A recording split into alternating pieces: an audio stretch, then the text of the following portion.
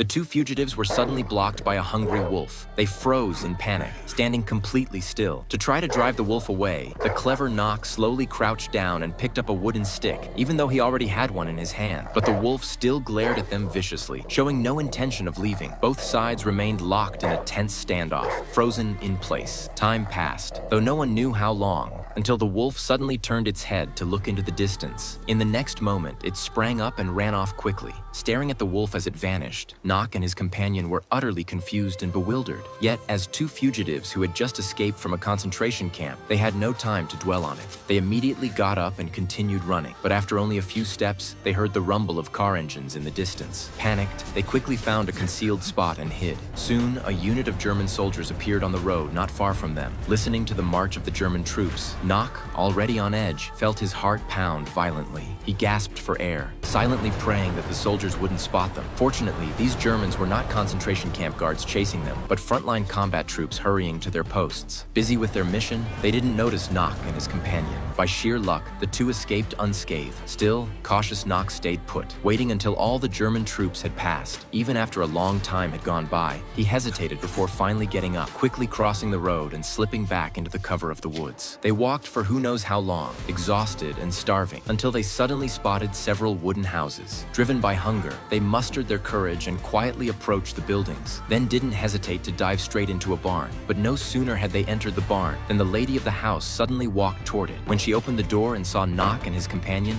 she didn't say a word. She just bolted. Realizing this, they hurriedly got up and watched as the woman ran silently into another house. Nock noticed a motorcycle parked nearby, and summoning his courage, he quickly found a makeshift weapon, ready to seize the bike and make a getaway. Yet in the next moment, the woman reappeared right in front of him. Surprisingly kind, she didn't flee or call for help. Instead, she handed them 2 sets of puppet army uniforms. It turned out that her husband was a puppet army captain following German orders. Understanding her intentions, Nock and his companion quickly put on the uniforms. But that wasn't all. The woman also gave them a piece of bread to quell their hunger. Starving, they looked at her with eyes full of gratitude while devouring the bread ravenously.